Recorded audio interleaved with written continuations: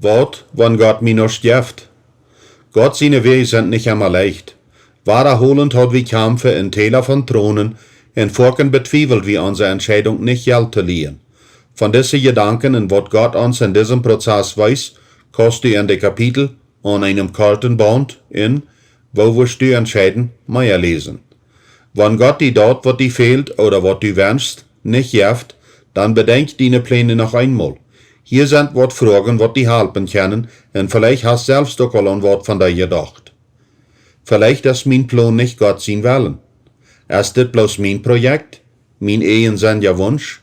Will ich mir bloß einen Namen machen oder beeindrucken, meinen Namen verbessern oder wat wichtig zu sagen haben? Das wird mit unserer ersten Firma, Euromerk, wir. Da sind Dinge, wat ich mir sehr wünscht, die ich aber noch nicht gekriegt hab. Sehe ich will ich länger zu lernen, was Gott mir gibt, oder mir dort wisst, wo ich die kaufen kann, oder kann ich die sogar aufsehen, wenn Gott mir die überhaupt nicht geben will. Will ich bloß mein Reichtum sammeln? Gott hat kein Problem mit, wenn wir reich sind und die Menschen um uns sagen, kickt, das ist ein Christ, und sei mal, wo Gott auf der ist. Ganz im Gegenteil. Gott sehend Hiob, Isaac, Joseph, Jabes und mögt der reich. Aber am gefällt die Anstellung von dem reichen Getreidformer in Lukas 12, Vers 13 bis 21 nicht, wat sich nur seine große Art fern zu reiben und sich für das ewige Port von sein Leben durchab verleiht und ab sein Reichtum vertrüht. Gott überseht ham, du nur, diese Nacht wird deine Seil von dir gefordert worden, und wer wird dort dann kriegen, wat du die Weiche leicht hast. Lukas 12, Vers 20. Vielleicht hat Gott andere und viel bessere Plans für mich, für meine Kraft, meine Zeit und mein Geld. Wenn du wat haben wirst, wat Gott dir nicht geben will, wer ihn bessere Plans hat, oder wenn du bloß mehr haben wirst, dann pass ab. Die Bibel nennt dort Begier, und daran hat Gott über keinen gefallen. Mammon will dort zwischenstoppen und alles ansaten, die ab den falschen Stich abzuleiten, Gott seinen Plan für dein Leben zu vernichten. Eine von der geradsten Versicherungen in unserer Zeit ist der Reichtum. Das ist, wo so du jede Einzelheit bekicken und die fragen musst, ob das ein Segen von Mammon oder von Gott ist. Gott macht frei, Mammon macht die zum Sklav und macht die aufhängig. Folgst du Gott seinen finanziellen Rat? Vielleicht hebst du die gar nicht mit ewig genug auf. Vielleicht wirst du gar nicht besonders reich oder bekannt worden. Vielleicht wirst du mit deiner Familie bloß gut leben, ohne jeder Cent zu holen. Sei mal nur, ob du nicht all die biblischen Andeutungen und Vorschläge folgst, dort zu verdoppeln, was du all hast. Gibst du dort Tiende auf? Bringt mir dort volle Tiendel an meinen Specker an, so dat an mein Haus wat zu eten sind. Prüft mir damit auf, sagt der Herr, der alles regiert, und fängt ut, ob ich nicht verjünt, wo den Himmel aufmachen, in einen Serien raufscherden, so dat jünt dort everand. Malachi 3, Vers 10. Bist du barmherzig? Wat du die Arme gibst, liest du dem Herrn, und der wird dir dort trägt holen. Sprecher 19, Vers 17. Hast du einen Schatz im Himmel? Sammelt könnt nicht Schatze ab die Erde, wo Motten und Roste abfreten, und die Stähle anbrechen und die stehlen. Aber sammelt könnt Schatze im Himmel, wo Motten und Roste nicht verfreten, und die Stähle nicht nur groven und stehlen. Wils wo jün Schatz ist, do wird jün Hort auch sein. Matthäus 6, Vers 19 bis 21. Jesus sagte ihm, wenn du wirst vollkommen sein, dann go und verkauf, was du hast, und gib dort für die Arme, und du wirst ein Schatz haben im Himmel. Und dann folg mir noch. Matthäus 19, Vers 21. Folgst du das Prinzip von Seien und Äfsten? To Volken leben gleichgültig und morgen nicht, was wir daunen und was dort verfolgen haft. Jünt nicht. Gott lässt sich nicht spotten. Was ein Mensch sagt, wird er auch ernten. Galater 6, Vers 7. Lot die Ältestas, die durch Gott verstanden, durch vergeholen worden, dort an doppelte Ehe traft, und besonders die am Predigen und Lehren schwor arbeiten. Wils die Schrift sagt, du sollst dem Ass nicht dort Müll bringen, wann der drascht. Und ein Arbeiter als seinen Lohn wird. 1. Timotheus 5, Vers 17 bis 18. Dit redet von wo die materielle Dinge von die, wat uns jässlich deinen, hantiert worden. Straft Gott mich für meine Fehler? Nee, diese Frage darfst du die nicht fragen. Aber einmal hat diese Frage die nicht doch, und daher will wir diese Frage mal ein bisschen einzelheitlicher bekicken.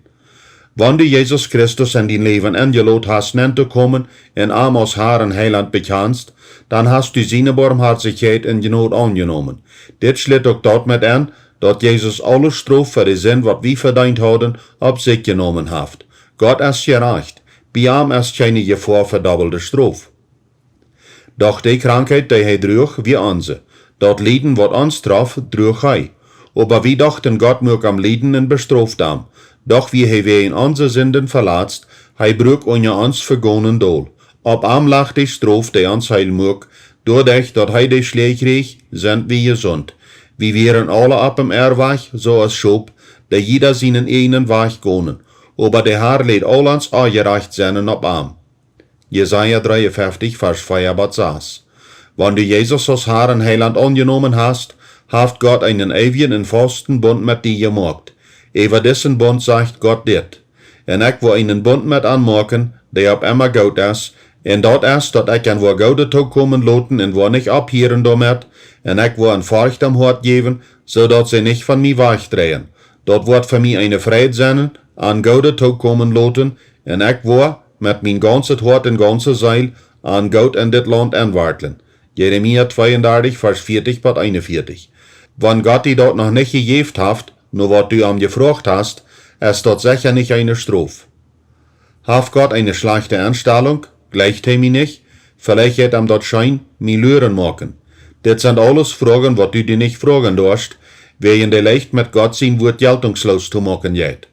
Ich hab dort Gott ever gedacht, sagt der Herr, en wat ich für jünd geplant hab, ist Frieden, Erfolg und nicht Schoden. Ich will jünd eine Zukunft und Hoffnung geben. Jeremia 29, Vers 11. Ich hab alles recht getan, en Gott seht mir immer noch nicht. Dat ist nicht ehrlich. Wohnport von mein Dasein hat sich das verdient. Dort wir wat eine arbeitsame Früh im Jahr 1944 utraubt, als er verbammt, brennendes Haus antraf. So können wir uns auch fragen, mit wat für ein Port von uns Dasein wir einen Gott verdient haben, wat uns läuft und versorgt und seine Segnungen ab uns geht. Wären wir Menschen verdienen Gott seine Segnungen nicht. Wir haben uns den Fluch verdient, wat Gott über Adam und Eva utsprach. Sei den ersten Teil. Ich hab dort Vorken beschaut, wo ich so sehr versucht, mein Leben nur Gott seinen Willen zu leben. Ich wüsste dort all meine Anstrengungen bloß Fleckerarbeit wir, und ich kann mir gesetzlich kein Recht nehmen für die Segnungen davon. Aber ich musste so viel beteiligt gehen. Ist dort nicht angereicht? Dort Buch Hiob halt mir sehr im Umgang mit dieser Frage. Hiob kämpft mit Gott, aber er bleibt bei ihm, und zu guter Letzt geeft Gott am zweimal so viel, als hij verloren hat.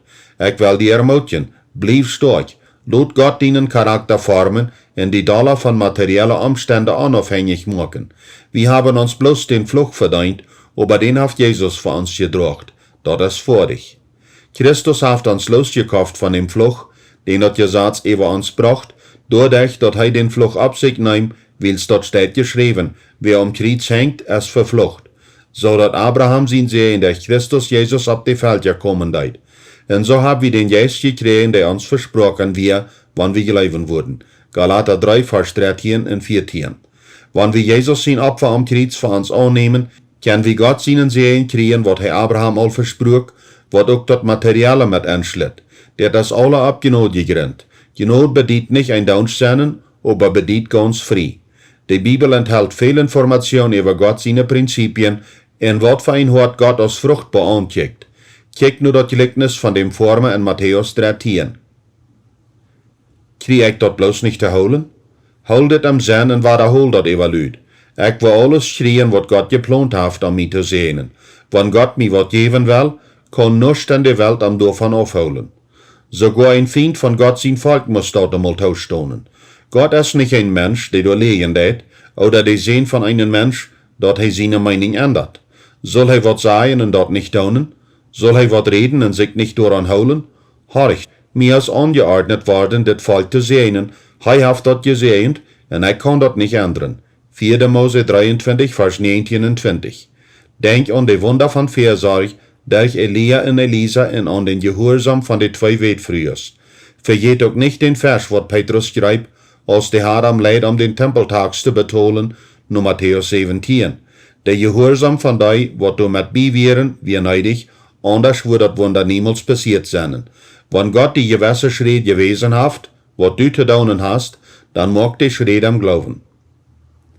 Will Gott mein Vertrauen auf am Deiper machen? Dort wird bedeuten, dass Gott die für meine Segnungen von am Reit machen will. Nicht so? Hier ist ein gutes Gebet, wo die even nachdenken kannst. Herr, mein Gott, ich sage ja dazu, dass ich voll von dir abhängig sein will. Ich will dort haben, was du mir geben wirst. Ich will dort nicht haben, was du mir nicht geben wirst. Diese Entscheidung mag ich nur dem, dass der Feind mir was angeboten hat, was nur Segnungen leidt. Dank Gott, dass ich nicht dafür fall. Beholdet, wenn Gott dir was geben will, kann keine Kraft in der Welt das verbieten. Und von der anderen Seite, wenn Gott dir was wegnimmt, dann kannst du tun, was du willst, aber du wirst das nicht holen können. Sei ja mit dein ganzes Hart und vergeht das nicht. Dankeschön, Vater. Vielleicht sagt Gott dir auf eine Probe oder vielleicht will er dir ab nie wieder ableiten. Wenn das so ist, dann bedeutet das, dass er mit die Lehren angefangen hat. Du bist da in gute Gesellschaft. Eng von der 40-jährigen Reisdeichte Wüste seht er zu den Israeliten. Denkt daran, wo der Herr Gott jünt 40 Jahre auf der lange Reisdeichte Wildnis leid. Er gibt jünt schwere Erfahrungen und prüft jünt auf. Er will jünt demutig machen, dass er seinen kann Wort von einer Anstellung gehalten und auf je wurden seine Gebauten holen. Er leidt jünt hungrig worden und dann je für jünt Monate eten, so dass je und jene Menschen noch nie nicht Eier gegeten hatten. Er deit det am jünt zu wiesen, dass einer nicht bloß von Brot lebt, aber dass einer sich auf alles verlassen kann, was der Herr sagt. Und in diese 40 Jahren sind jene Kleider nicht verbrucht worden, und jene Feit sind nicht schlimm geworden. Denkt daran, dass der Herr jün Gott jün Strophen und Trachwiesen det, so als ein Vater sein Kind belehrt. Er leidt jün durch die grote und fremde Wildnis, wodurch die jäftige Schlangen und jäftige Spanden wären. Und an der Drehe gehend, wo schier nicht einerlei Wunder zu finden ist, mög kein Wunder uit dem Hordenstein kommen, dort jitem Brücken hauden. In einer Wildnis je für jünt Monate eten, so dass jene Menschen noch nie nicht gekannt hatten. Der Herr schickt so eine schwere Tiden, jünt demutig zu machen und jünt aufzuproben, so dass jünt dort ab allein kann gut gehen. 5. Mose 8, Vers 2 bis 5 und 15 und 16.